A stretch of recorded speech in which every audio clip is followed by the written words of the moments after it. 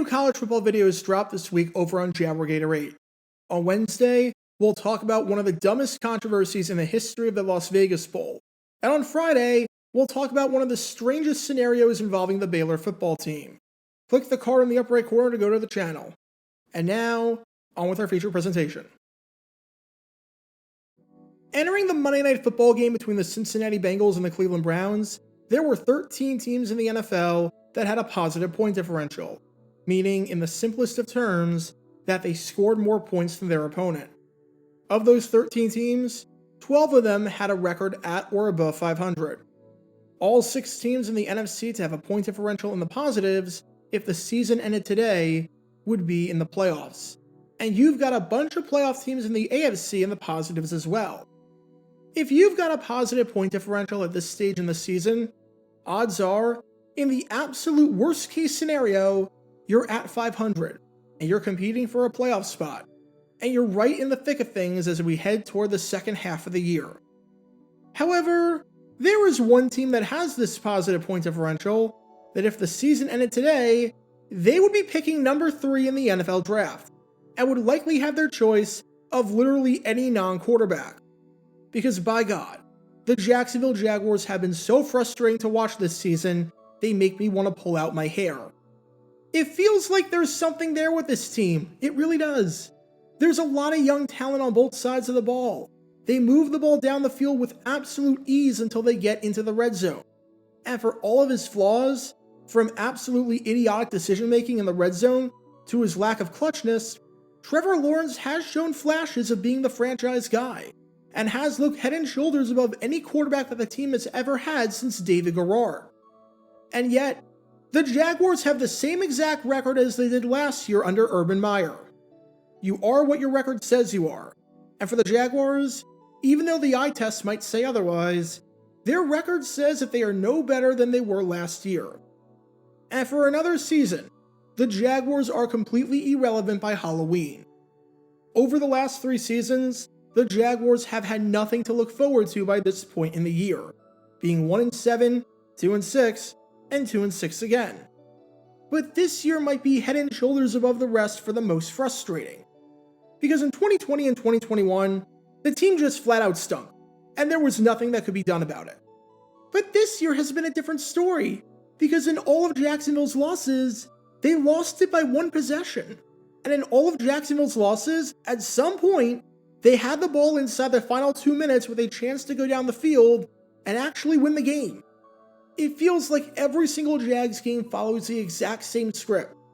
Go up early in the first quarter thanks to some good scripted plays, allow a big play to open up the second quarter once the other team realizes not to target Tyson Campbell and to go over the middle of the field, then allow a touchdown, then have the offense fall apart when you abandon the run for some reason, then keep it close in the fourth quarter, then have the defense allow a touchdown when they absolutely need to make a stop and cannot afford to allow a big play, then have the ball in Trevor's hands down by 1 possession, and then have him fumble or throw an interception to end the game.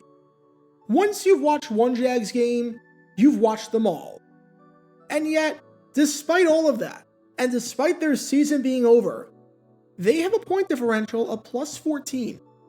That's better than the Tennessee Titans, who are 5-2 and lead the AFC South. That's better than the New York Giants, who are 6-2.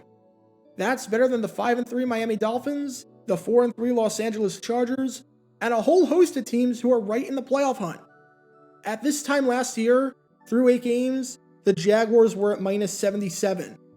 Through 8 games in 2020, they were at -68.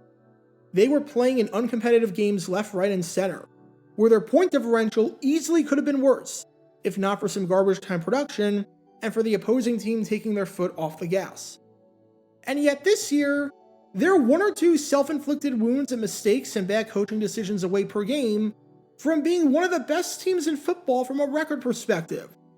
They're 0-6 in 1-possession games, and these are all true 1-possession games, as in, not games where the other team is up by 17 points with 5 minutes left, and then you score in garbage time to make it look closer than it actually is. If they're averaging that stat and are 3-3, they're leading the AFC South. If they're horrible instead of being historically horrible, and they win just one of those games, at 3-5, they're still alive. It's been an absolutely painful, absolutely frustrating, and absolutely infuriating season on so many levels. But it got me to thinking, if Jags fans know how to do one thing, it's to look ahead to next year. And this season is over. You're 2-6, and you've still got to play the Titans twice, the Ravens, the Chiefs, and the Cowboys. So even in the absolutely insane scenario where you go 3-2 and you win out against every other team, you're still 9-8 and you're missing the playoffs in all likelihood. But what does this mean for next season? In other words, what does it mean for a team that looks good, that is outscoring their opponents, but just has no idea how to win? Do they eventually get it together, or do they fail to erase the losing culture? And what I found was incredibly surprising. Because folks, teams like the Jaguars that look really bad, but really good at the same time, not only wind up looking better the next year, but significantly better. To the point where, even though it might not seem like it, and even though it's hard for me to necessarily believe what I'm saying as a fan of a team that's gone 5-35 over its last 40 games, the Jaguars might actually be in a pretty good spot next year. I went all the way back to the start of the Super Bowl era, so from 1966 to present. And here's the criteria that I looked at, and it's incredibly straightforward. Number 1, through 8 games, you had to have a record of 2-6 or worse. The Jaguars are 2-6, so they absolutely qualify for this. And number 2, through 8 games, you had to have a positive point differential, so you had to score at least 1 more point than your opponents. In other words, you had to be a team that competed in just about every game, but just absolutely stunk at closing them out and making that final push over the finish line. Through 8 games, the Jaguars are sitting at plus 14, so they absolutely qualify. And that's it. 2 wins or less with a positive point differential. And in total, since the start of the Super Bowl era, the Jaguars are just the 6th team in NFL history to be this inept and this bad. Now the bad news, unsurprisingly, is that none of those teams to start off this poorly, even with the positive point differential, turned their season around and made it to the playoffs. But the good news is that next year, they actually learned how to win those games, and they made a significant improvement when it mattered most. We're going to go in reverse chronological order, and start off with another cat team, starting off with this team right here. In 2010, the Detroit Lions at least looked infinitely better than they did in 2008, when they went 0-16, and in 2009, when they went 2-14 and had the worst defense in football. Through their first 8 games in 2010, they had the 3rd best offense in the NFC, averaging over 25 points per game, and they had a point differential of plus 15, which was the same as the Chicago Bears, as in, the same Bears team that won the NFC North, got a first-round bye, and wound up hosting the NFC Championship. However, for whatever reason, they couldn't translate that into wins at all, as this was a team that could not win close games. Through their first 8 games, the Lions were 2-6, including 4 losses by 1 possession, with one of them coming in overtime against the New York Jets, and another one coming on opening day against the Chicago Bears in the infamous Calvin Johnson catch game. But what did this mean for them going forward?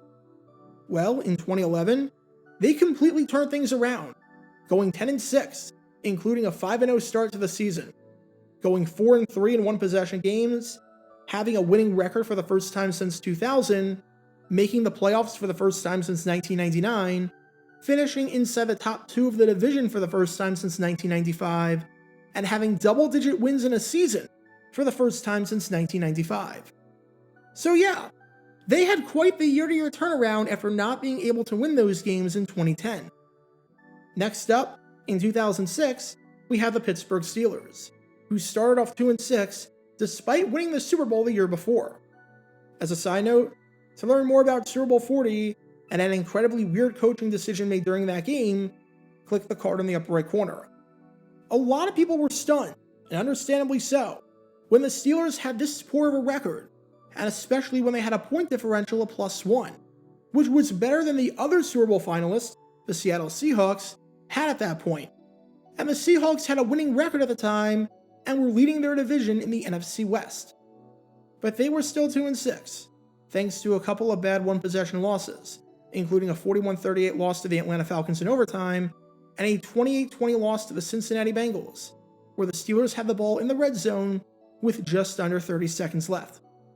But in 2007, the Steelers turned things around and turned these games into wins.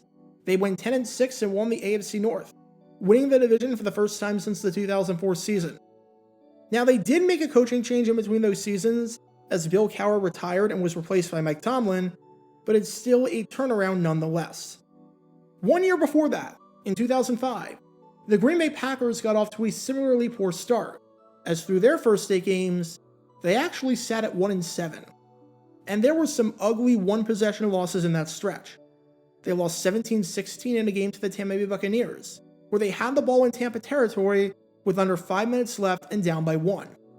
They lost a 32-29 game to the Carolina Panthers, where they had the ball in Carolina territory with under 2 minutes left. They lost a 23-20 game to the Minnesota Vikings, after the Vikings hit a 56-yard field goal with no time left to win it. And they lost a 21-14 game where they had the ball just outside the red zone with under 30 seconds left. However, despite losing 7 of their first 8 games, thanks to a 52-3 victory over the displaced New Orleans Saints in Week 5, the Packers actually had a point differential in the positives, sitting at +9, which was better than a Washington team that was 5-3 and wound up making the playoffs. The following year, the Packers, while they didn't make the playoffs, turned those close losses into wins, and they went 8-8, finishing the season at 500. Much like the Steelers, they changed coaches in the offseason, going from one Mike in Mike Sherman to another in Mike McCarthy, and you can learn more about McCarthy and his coaching career by clicking the card in the upper right corner. But that makes it 3 teams that started off poorly, and then the following year did not have a losing record. Oddly enough, prior to the 2005 Packers, the most recent team on the list to do this was the 1988 Packers. In 1988, the Packers started off the season with a 2-6 record, and had quite a few heartbreaking losses in there. In one of them, a 27-24 loss to the Tampa Bay Buccaneers, they led it 24-17 midway through the fourth quarter, and they allowed 10 unanswered to lose it, including a 44-yard field goal with 12 seconds left. In another one, a 13-10 loss to the Buccaneers, they lost on a game-winning 28-yard field goal with no time left. And in another one, a 20-17 loss to Washington, they lost thanks to Max Sendejas missing an absolute chip shot, which might have been the worst missed kick in franchise history considering the circumstances. You can learn more about that by clicking the card in the upper right corner. But with all these close losses, despite their 2-6 record, they actually had a point differential in the positives, at +1. And in 1989, they turned these close losses into wins, as they famously went 10-6 thanks to a miracle season by starting quarterback Don Majkowski, as they narrowly missed the playoffs. It was the first time the Packers had double-digit wins in a season since they won the NFC Central all the way back in 1972, more than a decade and a half before. So that's another team that proves this trend in a positive direction. And finally, in 1981, the New England Patriots were the worst team in football by the end of it, as they were 2-14, and ended up picking first in the 1982 NFL Draft as a result, which you can learn more about by clicking the card in the upper right corner.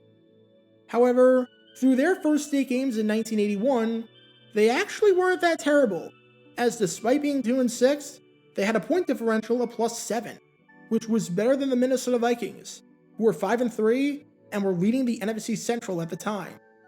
It was a ton of close games, including an overtime loss to Pittsburgh, a 1-point loss to Baltimore, and a 2-point loss to Washington that just didn't go their way. Now, much like the Steelers from 2006 to 2007 and the Packers from 2005 to 2006, they made a coaching change in the offseason, going from one Ron in Ron Earhart to another in Ron Meyer. And yes, 1982 was the strike-shortened season, so they only played 9 games. However, the Pats looked like formidable opponents that season, as they finished with a 5-4 record and made it to the playoffs for the first time since 1978, which I don't think anyone saw coming after how bad they were in 1981. So there you have it. The 5 teams prior to the 2022 Jaguars to be this inept through 8 games with a positive point differential. You had the 1981 Patriots, the 1988 Packers, the 2005 Packers, the 2006 Steelers, and the 2010 Lions. All 5 of them in the ensuing season finished with a record at or above 500, with a couple of them even making it to the playoffs. Through the first 8 games of their respective seasons, the 5 teams had a combined record of 9-31, or a winning percentage of 22%. In the following season, those 5 teams combined to have a winning record of 43-30, or a percentage of 59%, which would come out to a 10-win season in a 17-game season. And if we exclude the 2005 Packers, since they started 1-7, and we just focus on the 2-6 teams, all 4 of them had a winning record the following year. It seems absolutely crazy to think about, because this is the Jaguars that we're talking about. But then again, the Lions pulled this off in 2011, and they had a 52-game stretch from the end of 2007 until the end of 2010, where they went 5-47. So if they could do it, I'm not one to question whether or not the Jags can do it. All of this is to say that the 2022 Jaguars are one of the strangest and most historically bad teams in the history of the NFL. We might not see anything like this for a very long time. They're in every game, and they could just as easily be 6-2 as they are 2-6. But if history is anything to go off of, then even though they won't do anything this year, don't immediately write them off for next year. Because as the legendary Florida State head coach Bobby Bowden once said, first, you lose big, then you lose close, then you win close, and finally, you win big. The Jaguars were at the lose big stage in 2021. They're at the lose close stage in 2022. And if history is anything to go off of, they have a good shot at being at that 3rd stage in 2023. Get your official Jaguar Gator 9 merchandise by going to jg9shop.com, and be sure to like this video, ring the notification bell, and subscribe down below if you haven't already, as it helps the channel out a lot. And be sure to check out Twitch every Wednesday night at 9 p.m. Eastern for your chance to play NFL trivia and win cash prizes. Link in the description below. If you want to see videos like this condensed down to 60 seconds, then follow me on TikTok at JaguarGator9. To see college football videos, subscribe to JaguarGator8. To see highlight videos of players throughout the history of the NFL, subscribe to JG9 Highlights. Also, special thanks to all of our Patreon supporters for helping out the channel. Your support is greatly appreciated. So you can become a patron and request future video topics in the description below.